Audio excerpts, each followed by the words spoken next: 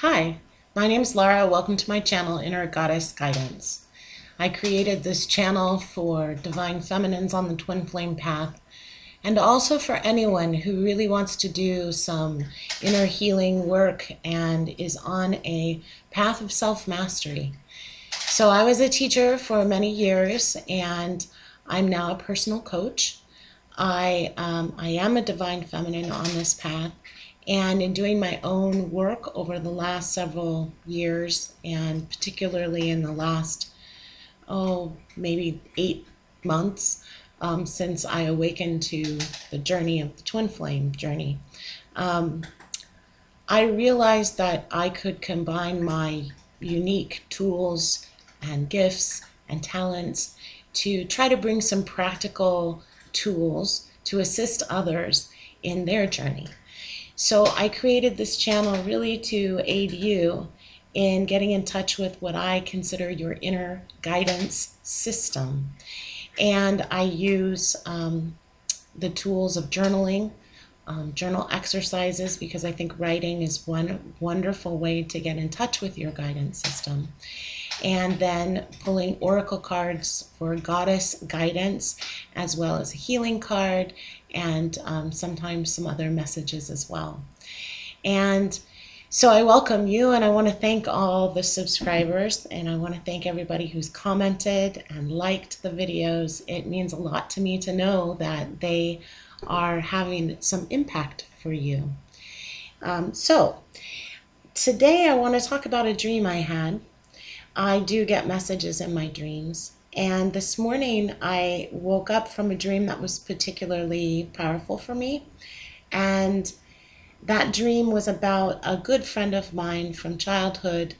And in the dream, and I haven't seen her for years and years, but in the dream, she was reading tarot cards and doing her nails.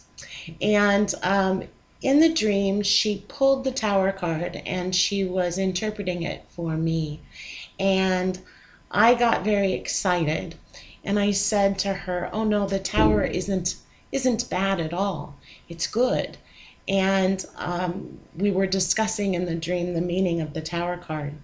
And so that really prompted me this morning to do a little research. Part of my nature is to be a scholar and to research. So when something sort of piques my interest, I go out and I search for answers. And I had several thoughts upon awakening that I believe Spirit was telling me to share with you. So I'm going to do that. So the Tower card, there it is. We're all familiar with it, right? For those of you who follow tarot, and many of you do, I know because you came to me from Mystic Moon's channel.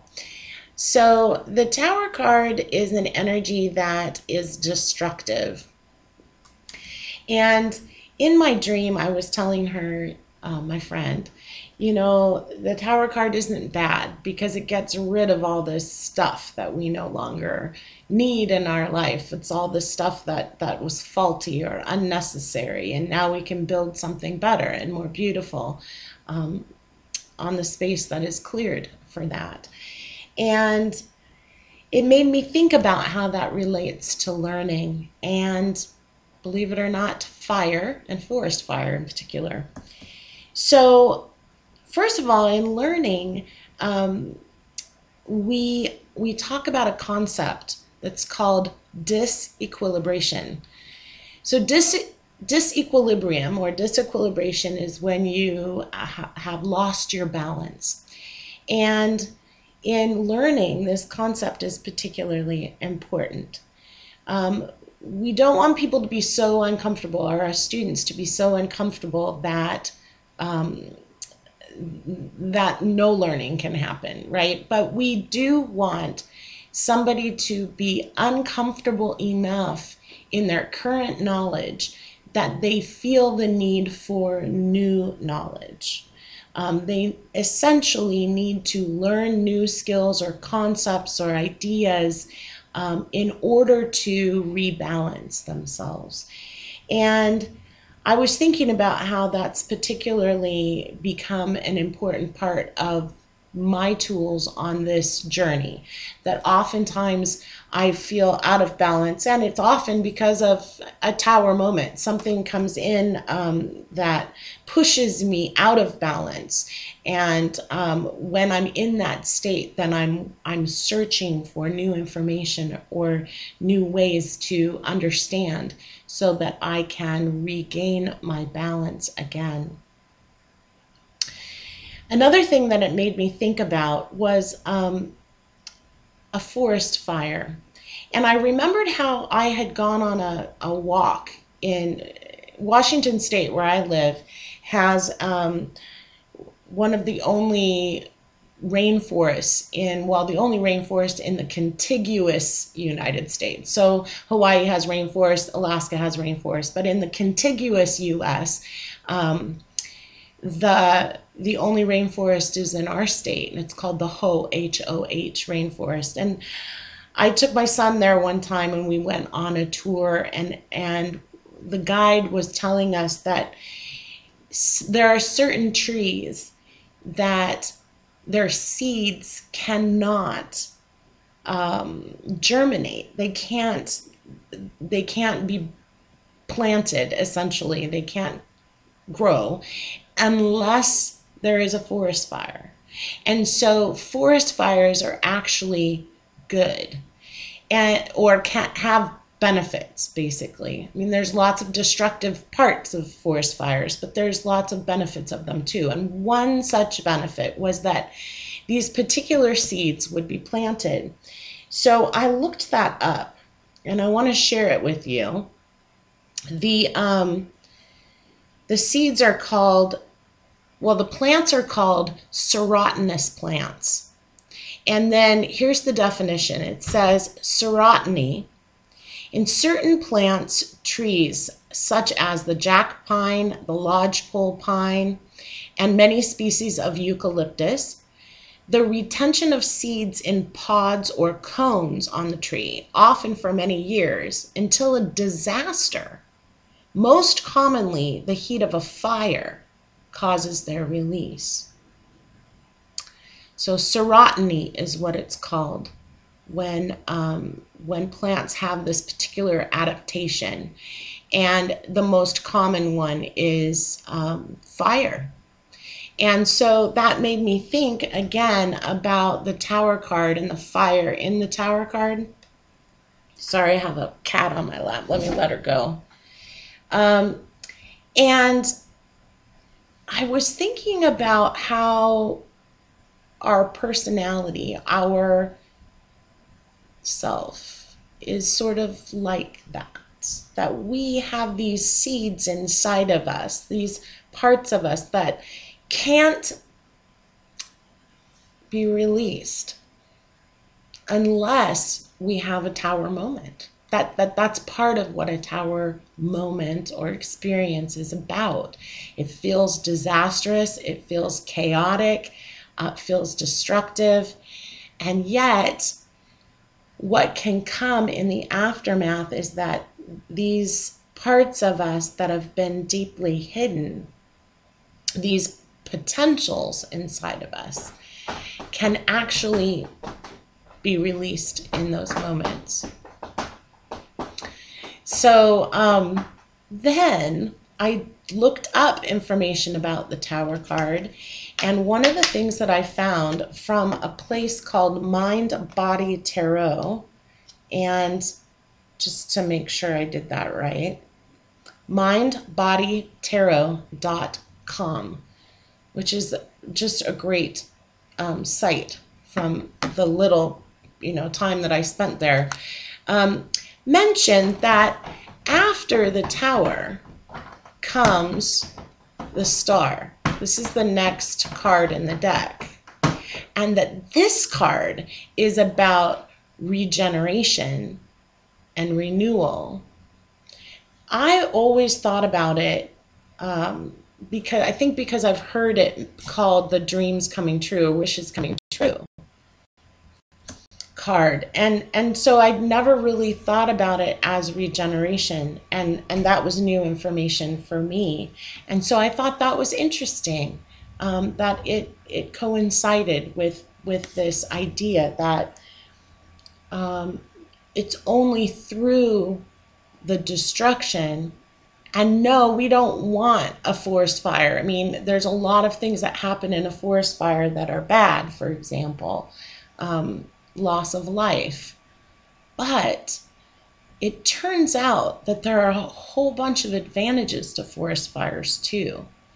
And that one of them is that these seeds can be released and then planted.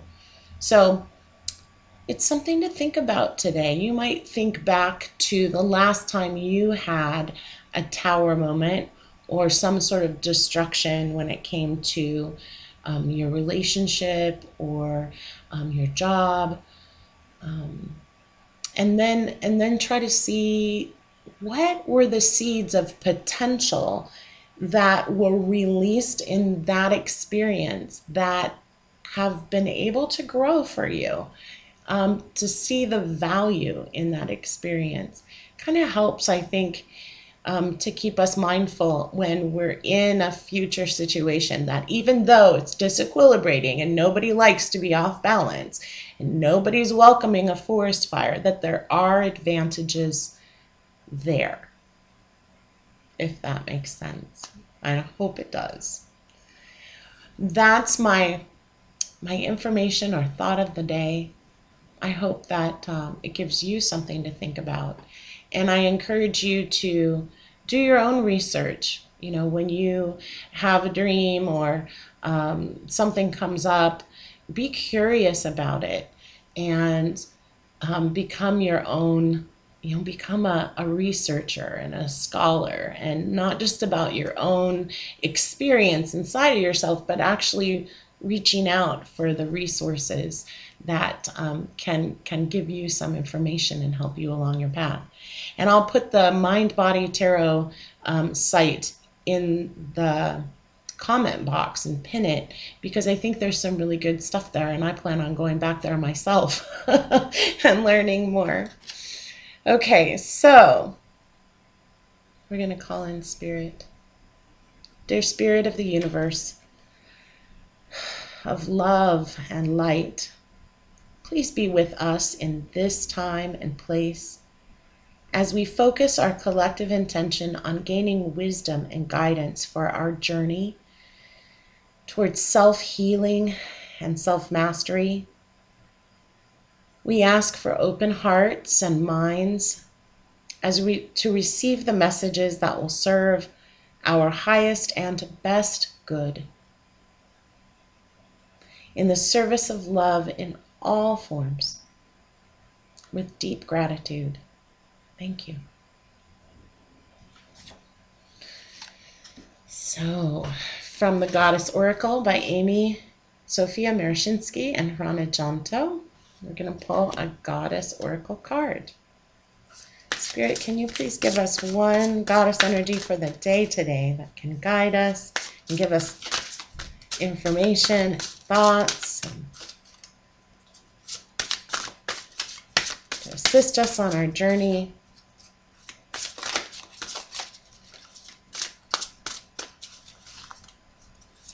Thank you.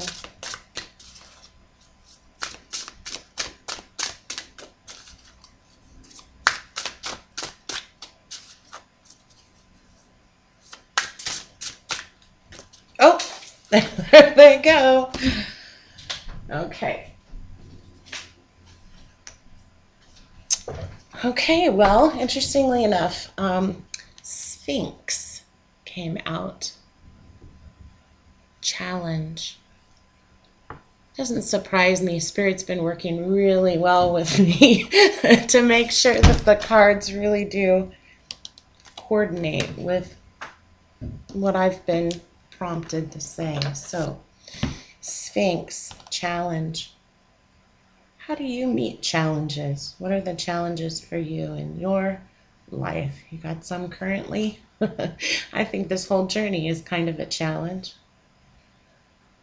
Sphinx. And yet I always think that, the challenge is really making me stronger. Sort of like building muscles, right? Working out in the gym, and you get stronger. That's how I feel sometimes. I'm stronger and better for it. Sphinx challenge. If I ask the question that provokes, will you stretch to find the answer?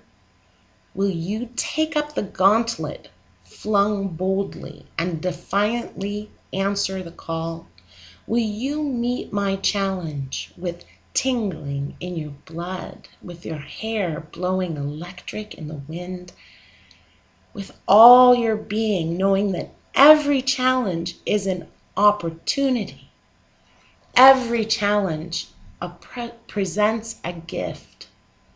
Every challenge is there to serve you or not. It's your choice. The Sphinx appears in Greek mythology as the monster, a woman's head and breasts, dog's body, lion's paws, wings of an eagle, and the tail of a serpent, who questioned Oedipus. To the ancient Egyptians, she symbolically represented the Nile and its seasons. She was also a manifestation of Hathor, goddess of birth and death. The Sphinx of Egypt was built as guardian of the horizons, the rising and setting sun. It held the keys to the wisdom gates. In the path to deep knowing, initiates had to confront the challenges that Sphinx posed. The Sphinx will not let you pass until you respond to her challenge. She asks, how can you meet a challenge and prosper in all aspects of your being? You can let yourself get torn down by challenge, or kicked, or pounded, or defeated. But how can you take the challenge and use its energy to nurture yourself? Have you been running from challenges all your life and now find you haven't developed the energy or power to face them? It's easier to challenge and go on with self-limiting behavior. Or maybe you feel that life is all messed up. Whatever way you have been dancing with challenge in the past has to change. The greatest challenge in living is how you respond to challenges. The Sphinx says the only way to wholeness on your path is to meet your challenges face to face. Challenge. Right after my awakening and before I really knew about twin flames, because I had a tower moment that was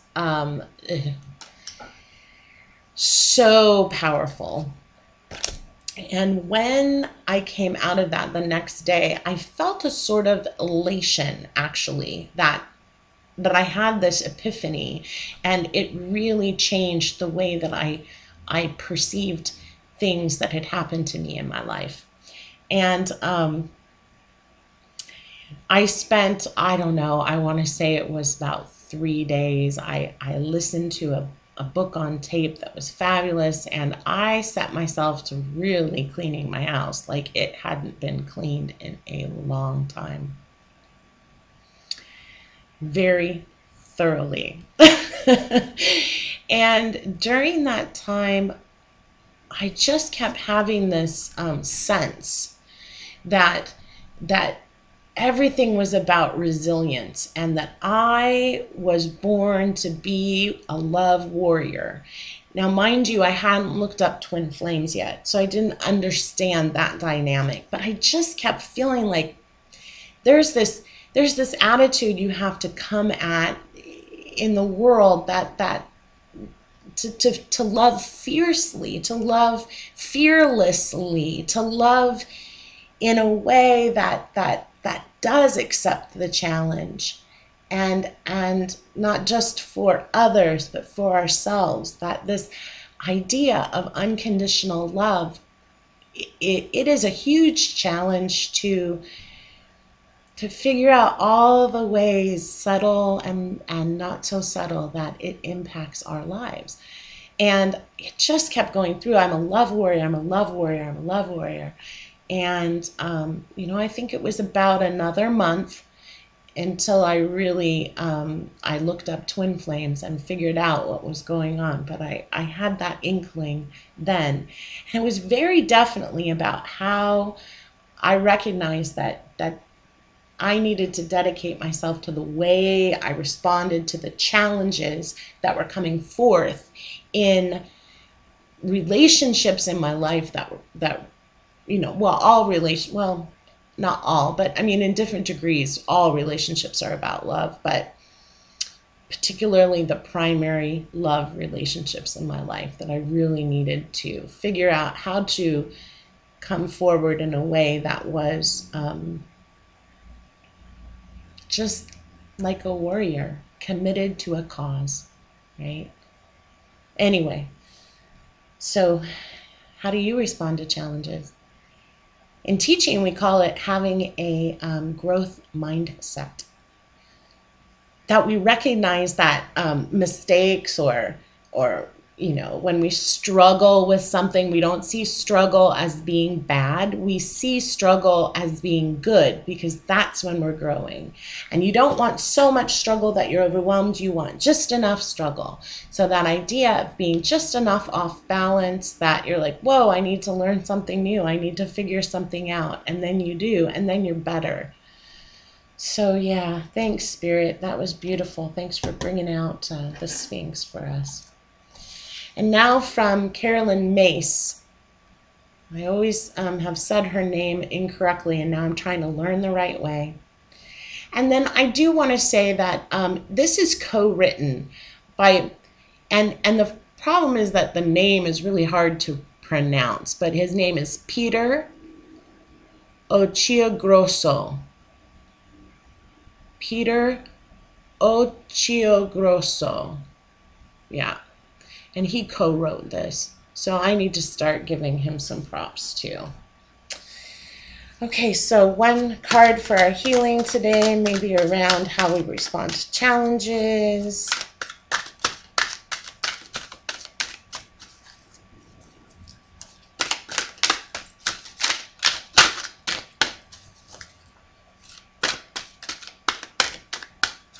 Just one card, please, Spirit.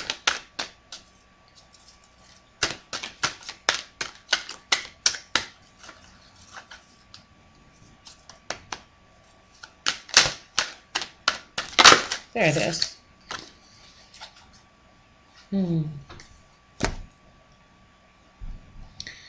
It says wander. Wander where there is no path.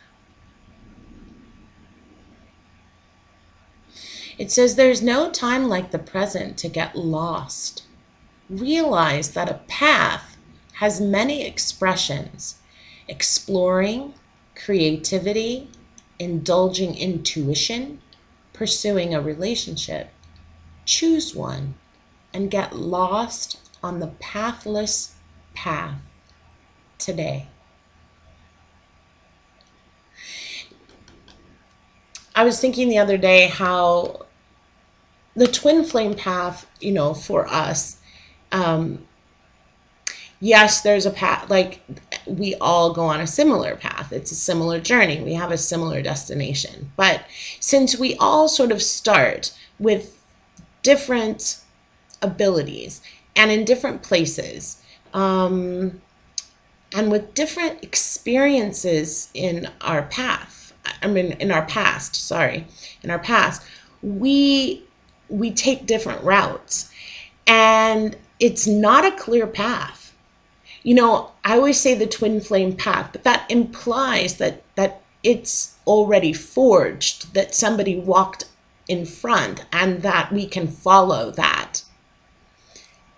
And I've begun to feel more like we're explorers. each one of us is headed in that direction, up that mountain. I always visualize it like a mountain. But now I see it like almost like a mountain in a rainforest or something, and like a tropical rainforest, and that we are relying on our inner compass. We're relying on our North Star and our compass to guide us toward that. But we have to use our tools, like a machete or whatever tools we have, to actually forge our path, to cut our own path, to use what we've got and learn as we go. And the path isn't always direct, like, because there might be things that you have to go around, you have to re-navigate. You know, I think about if you think about a GPS system and how when there's traffic or a road gets shut down or something, and we'll say rerouting. So I think about that on this path, this exploration, this journey as well, you know, that things will happen and it's almost like hearing rerouting. Yeah. Wander where there is no path. Sometimes we do feel lost, but allow yourself to go ahead and sit in that discomfort of that being lost and then forge ahead. Find your tools, try them out. Yeah. Okay, so we've got, where did I put the goddess energy? There she is, Sphinx, challenge, and wander where there is no path. So for an affirmation for the day, you might say something like, I rise to challenges and have faith to forge ahead even when the path is not clear, or to take the path less traveled, or to find my path. I rise to challenges. I am equipped for the path. I believe in my capacity to accept the challenge and find my way. Those would all be beautiful affirmations for the day. Notice today what arises for you that's challenging. Yeah. Thank you, Spirit. Beautiful. Okay, and I've been loving the Mystic Moon Oracle cards, and so I decided this today. I decided that what I want to do is ask for a message from the Divine Masculine to the Divine Feminine. Now, this is new for me. This is a new path. I am going to be slightly uncomfortable as I attempt to do this. But, you know, we also have to take risks, right? So this is a risk. Spirit, will you please give us a message from the Divine Masculine to the Divine Feminine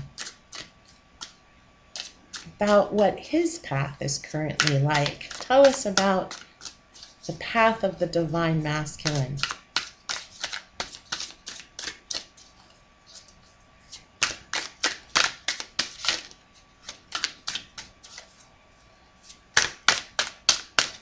Okay, there's one. Let's do three.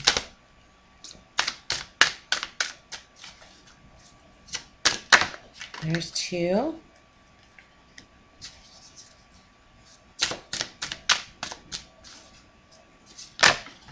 Oh, okay, four. Oh, this is lovely. Okay, these are the four I got. I got mute and refocus and Divine Feminine and forgiveness. So here's what I'm thinking, and you can interpret it your own way, of course. The Divine Masculine is saying, I'm quiet right now, I'm mute. I'm not talking to you. But I need that time because I am using it to refocus, to gain perspective. Just like a camera focuses in. Things are blurry. I need this time to gain clarity.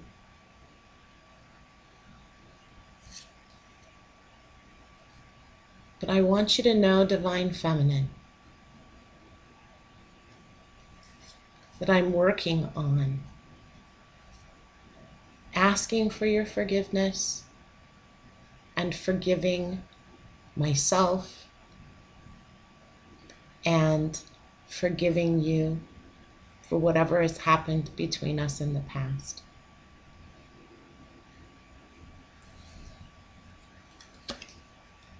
I'm not talking right now. I'm very quiet. I'm mute. There's no communication. But I'm really refocusing. I'm gaining clarity. And I'm thinking about you. And I want you to know that when I come back, I'll be ready to talk about forgiveness. That was lovely. Thank you, Mystic Moon Oracle cards, spirits. Thank you, all of you. If you interpreted that differently, that's fabulous. Put your interpretation in the description box. I hope you have a beautiful day. I hope that you gain clarity and that you rise to the challenge to be the fabulous love warrior that I know you are, or you wouldn't be on this journey. Use your tools, forge ahead, even when that path is unclear. Thank you. Have a beautiful day.